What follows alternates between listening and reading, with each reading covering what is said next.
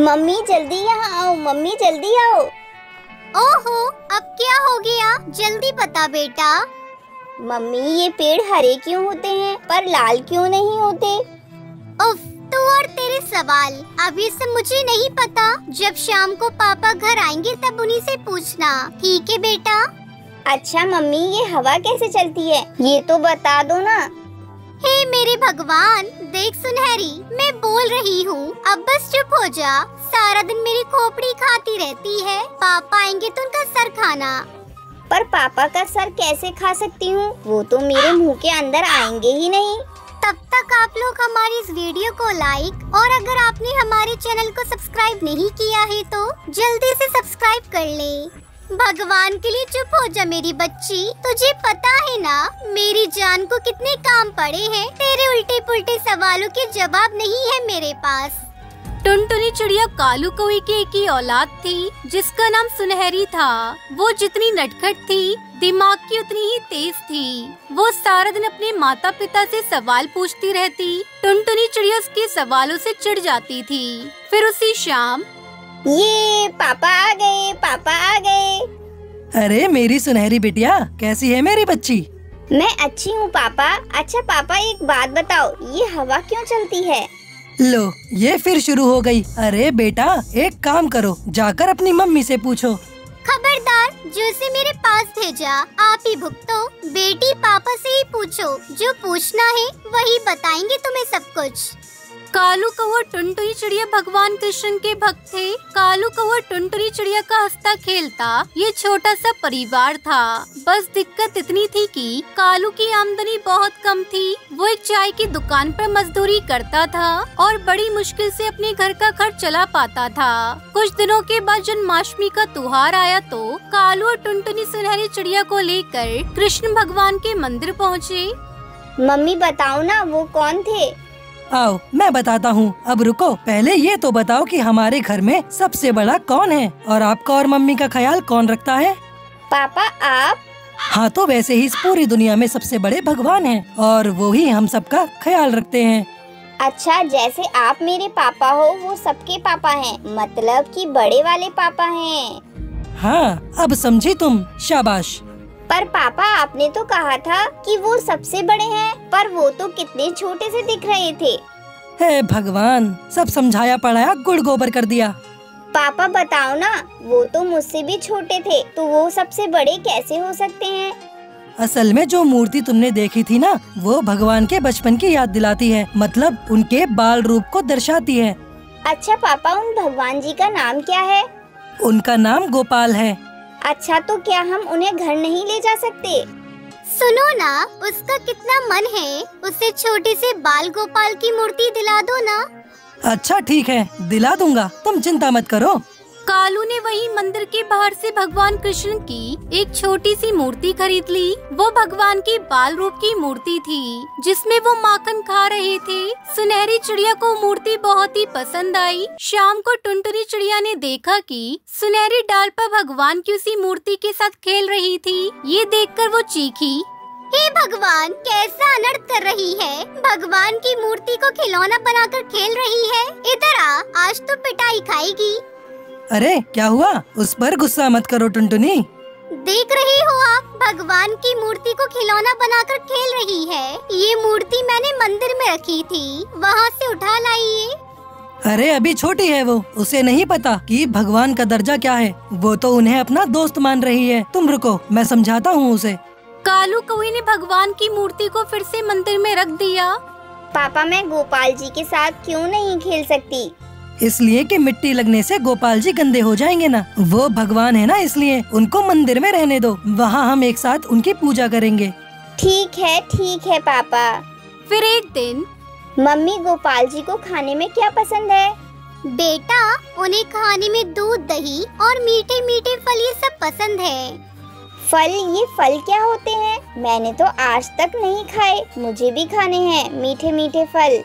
सुनहरी जिद करने लगती है, लेकिन टुनटुनी चिड़िया कालू कौवे के पास इतने पैसे नहीं होते कि वो उसके लिए फल लेकर आए। टुनटुनी, तुमने क्यों बताया फल के बारे में? अब लाकर दो उसे कहीं से भी। ठीक है, आप यहीं रुकिए, मैं नदी पार वाले जंगल जाती हूँ फल देखने के लिए। टुनटुनी चिड़िया पूरे जंगल में फल ढूंढती है, लेकिन उसे किसी पेड़ पर भी फल नहीं दिखता। थोड़ी दूर जाने पर उसे एक पेड़ पर सेब लटका दिखाई देता है। टुनटुनी चिड़िया सेब को तोड़ लेती है और सुनहरी चिड़िया को दे देती है। पर मम्मी पापा आप क्या खाओगे? बेटा तू खा ले, हम बाद में खा लेंगे। नहीं, ऐसे मैं नहीं खाऊंगी। तभी सुनहरी चिड़िया भगवान कृष्ण के मंदिर जाती है और उनसे रो रो कर प्रार्थना करती है। भगवान जी, मेरे मम्मी पापा आपकी कितनी पूजा करते हैं, तो उनके लिए आप फल की बारिश कर दो। हमने कभी फल नहीं खाए। तभी मूर्ति से रोशनी निकलती है। ठीक है बेटी, तू रोना बंद कर, मैं तेरी ये परेशानी को दूर कर दूंगा। तभी टुनटुनी चिड़िया के घोंसले के बाहर फलों की बारिश होने लगती है और सभी पक्षी खुशी खुशी जी भरकर फल खाने लगते हैं।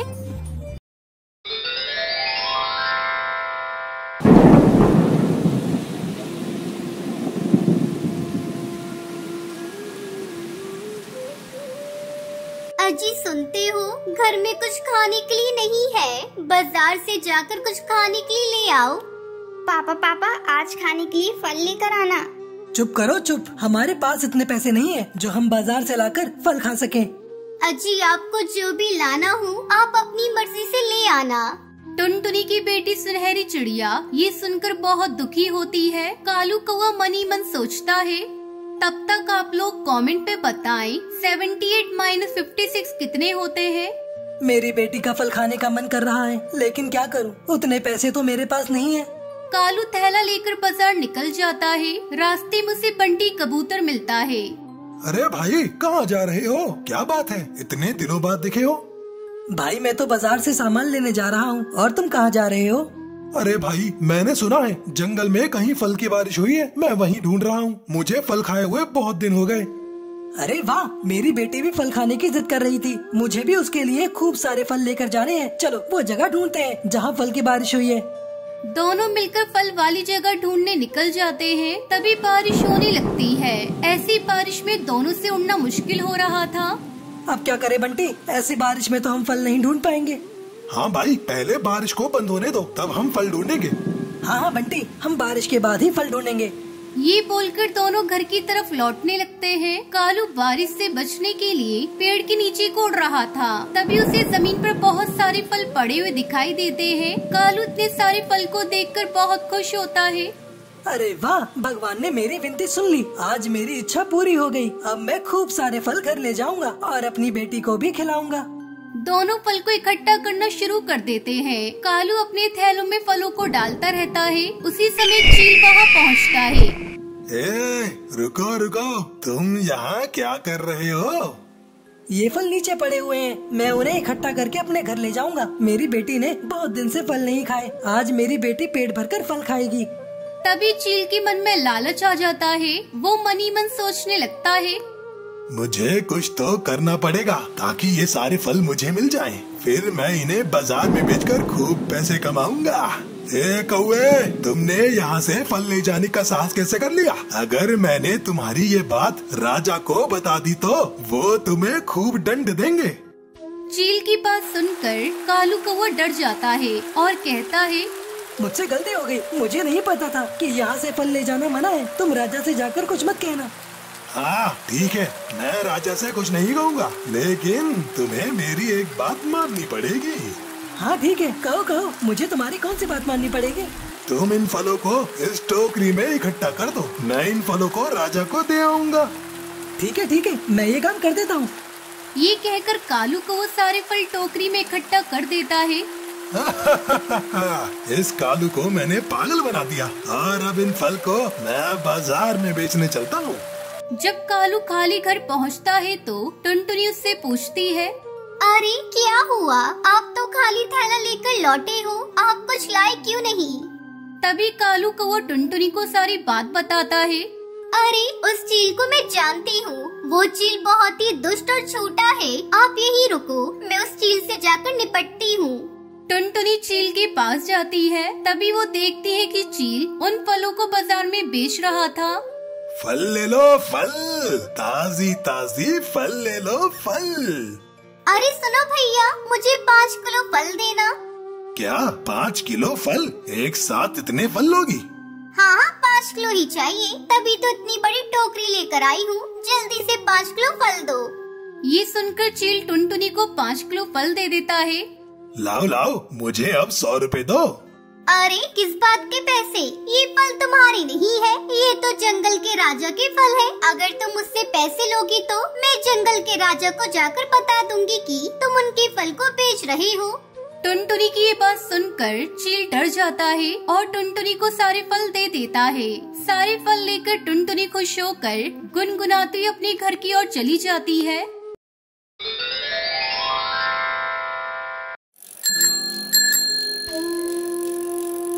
मिर्जापुर नाम के एक जंगल में टुनटुनी नाम की एक चिड़िया रहती थी। वो अपने माँ बाप के साथ रहती थी।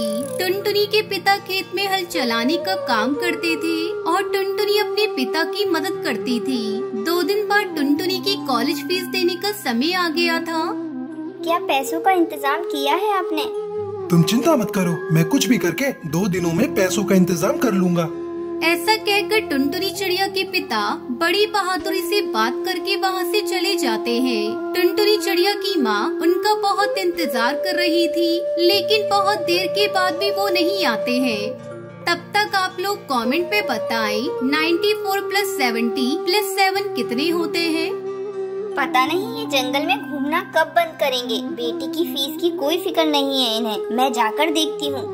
ऐसा कहते हुए टुनटुनी की माँ खुद ही जंगल की ओर अपने पति को ढूंढने जाती है, लेकिन जंगल के आधे रास्ते पर ही एक दुष्पिल्ली उस पर हमला कर देती है और टूनी चिड़िया घायल हो जाती है। शाम को टुनटुनी चिड़िया कॉलेज से लौट कर आने के बाद अपनी माँ को ऐसा लेटा हुआ देखकर परेशान हो जाती है। अरे माँ, ये क्या हुआ आपको? आप ठीक तो है ना? ये सब किसने किया? माँ, पिताजी नहीं आए अभी तक? अरे बेटा, मैं उन्हीं को ढूंढने निकली थी, लेकिन वो कहीं नहीं दिखाई दिए और मुझ पर एक दुष्ट बिल्ली ने हमला कर दिया। बड़ी मुश्किल से जान बचाकर आई हूँ। और बेटा, डॉक्टर कह रहे थे कि अब मैं फिर कभी खड़ी नहीं हो पाऊंगी। अपनी माँ की बात सुनने के बाद टुनटुनी को बहुत दुख होता है और इतना सब होने के बावजूद भी आसपास उसके पिता कहीं पर भी नजर नहीं आए। परेशान टुनटुनी अपने पिता को हर जगह ढूंढती है। हरी काका, क्या आपने पिताजी को देखा है कहीं पर? वो अभी तक घर नहीं लौटे हैं। हाँ बेटा, आखिरी बार तालाब के पास से गुजरते हुए देखा था। टुनटुनी चिड़िया सीधे तालाब के पास जाकर देखती है। वहाँ पर पानी में डूबकर मरे हुए पिता की लाश उसे नजर आती है। अपने पिता की लाश देखकर टुनटुनी चिड़िया बहुत रोती है। तभी भूरा कबूतर वहाँ आता है और टुनटुनी चिड़िया से कहता है, कुछ पक्षी कह रहे थे कि वो एक चिड़िया के बच्चे को बचाने के लिए पानी में कूदे थे। बच्चा तो बच गया, लेकिन वो नहीं बच पाए। पर पिताजी को तैरना ही नहीं आता था। तुम में से कोई और क्यों नहीं गया पानी में? हम में से कोई भी उनके जितना बहादुर नहीं था। हमें माफ कर दो। ऐसा कहते हुए सारे पक्षी मिलकर टुनटुनी चिड़िया के पिता का अच्छे से अंतिम संस्कार करते हैं। 2 दिन बाद हर अखबार में टुनटुनी चिड़िया के पिता के बारे में खबर आती है। वो देखकर टुनटुनी चिड़िया कहती है, मुझे लगता था कि अखबार वाले हमेशा बकवास खबरें ही डालते हैं, लेकिन सुबह के अखबार में कुछ अच्छी बातें भी होती हैं। ऐसा कहते हुए काफी देर सोचने के बाद टुनटुनी सुबह उठकर अखबार डालने का काम करती है। टुनटुनी हर जंगल और हर घर में घूमकर अखबार डालती है और जल्दी से काम खत्म करके अपनी माँ का ख्याल रखती है। तेरा कॉलेज का क्या हो गया बेटा? तू कॉलेज नहीं जाएगी तो कैसे होगा? स्कूल और कॉलेज में जितना सीखना था सीख लिया माँ। मैंने जो सीखा है उस पर काम करने की बारी है। आप चिंता मत कीजिए। मैं सिर्फ अखबार नहीं डाल रही हूँ, अखबार लिखकर बेचने की भी कोशिश कर रही हूँ। टुनटुनी चिड़िया अखबार डालते हुए अखबार के लिए कुछ लिखकर भेजने का काम भी कर रही थी, लेकिन उसकी कहानियों को अखबार वाले मौका नहीं दे रहे थे। एक दिन कालू नाम का एक कौआ टुनटुनी चिड़िया को अखबार डालते हुए देखता है और उससे कहता है, मैं तुम्हें 2 साल से अखबार डालते हुए देख रहा हूँ और तुम अपनी कहानी भी लिख रही हो। मैं एक सेठ को जानता हूँ, तुम चाहो तो अपनी कहानी उनके अखबार में छपवा दो। वैसे भी उन पर अभी कोई कहानी नहीं है। ठीक है कालू भैया, मैं अपनी कहानी देने को तैयार हूँ। अखबार वाले को कोई खबर न मिलने पर वो टुनटुनी चिड़िया की कहानी को अखबार में छपवा देता है। सभी पक्षियों को टुनटुनी की कहानी बहुत पसंद आती है और फिर कड़कनाथ से टुनटुनी चिड़िया को एक अच्छी नौकरी भी देता है। अपना अखबार नंबर 1 ना सही ठीक ठाक चले, ऐसे कहानियाँ लिखो। आप चिंता मत कीजिए सेठ जी, मैं 2 साल से अखबार पढ़ने वालों को देख रही हूँ। मुझे पता है उन्हें क्या पढ़ना पसंद है। ऐसा कहते हुए अपनी नौकरी अच्छे से करते हुए टुनटुनी ठीक ठाक पैसे कमाकर अपनी माँ के साथ खुशी खुशी रहने लगती है।